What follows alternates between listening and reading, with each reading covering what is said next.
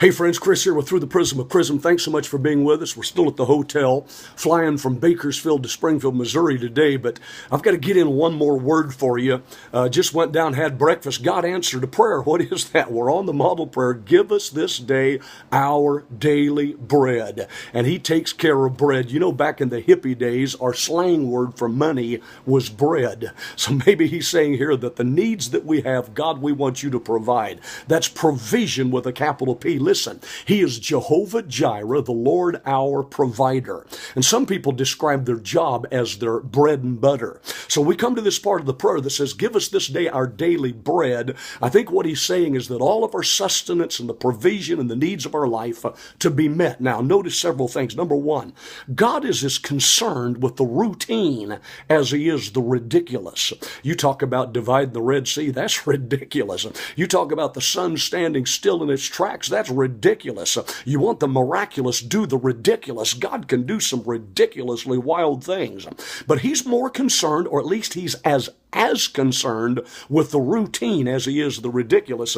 And there's nothing more routine than daily bread. Second, I want you to see that there's some things that you're supposed to do, other things that God is supposed to do. We talk about going and getting a loaf of bread. You really don't need God's help to get daily bread. Go down to the grocery store. The shelves are stocked and stacked with loaves of bread. In Genesis 3, it said, in the sweat of your brow, you're to eat bread. So you're the one that's supposed to go to work. Don't just sit around the prayer closet asking for angels to swoop in and give you bread. There's a time for you to go to work and earn a living. But let me tell you this, but there are some things that you cannot do. And I'm talking about the spiritual. There is a bread that you can't get off a grocery store shelf.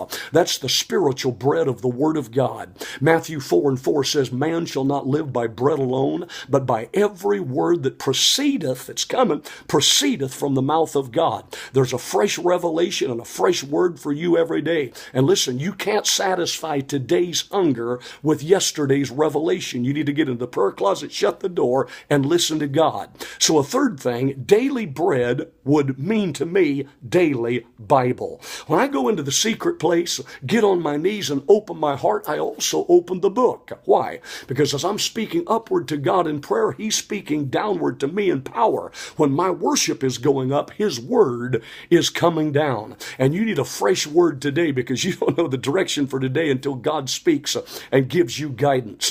And then a fourth thing, we live today, but we dream tomorrow. What do you mean by that? In the New American Standard Version, there's a footnote that says, give us the bread of tomorrow today. Give us this day our daily bread. In other words, give us tomorrow's bread today. Hey, we live one day at a time, but don't get stuck there. You need to have a vision for tomorrow. And as you ask God for tomorrow's bread today, he begins to reveal to you the plans and the purposes for your life out into the future. And then the last thing, and I think this may be the most important, ultimately, when we say, give us this day our daily bread, we're really asking for a relationship with Jesus. He's the true bread that came down from heaven. He's the manna. You know, the Israelites went and gathered a certain rate every day, and you need to get a certain rate of the word every day, and you need to get a relationship with Jesus every day. John 6 and verse 35, I am the bread of life.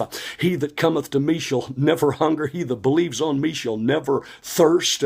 He's the living bread that if any man eat of it, he'll never die. That's why you need that. Ruth 1 and verse 6 says, the Lord has visited his people in sending them bread. When he sent us Jesus, he sent not just a little piece. Come on. He sent the whole loaf. He sent the whole bread truck. And if you'll just open your heart to him, he can satisfy every need in your life. And then another verse, let me close with this. Lamentations 4 and 4. The young children ask bread, and no man gives it to them. Hey, I'm seeking daily bread because I need a daily sermon. I need something to deliver to you. Right now, God's gave me a word to share with you. That's daily bread. I hope you'll grab it, put some bacon on it, might even put some butter and maybe some apple butter and dip it in gravy. I don't know, but just enjoy this day. Feed on the Word of God, and you'll be blessed. Kris here with Through the Prism of Prism. If you like these messages, like it, comment if you will, so I know who's listening, and then share it with a friend. We'll see you tomorrow.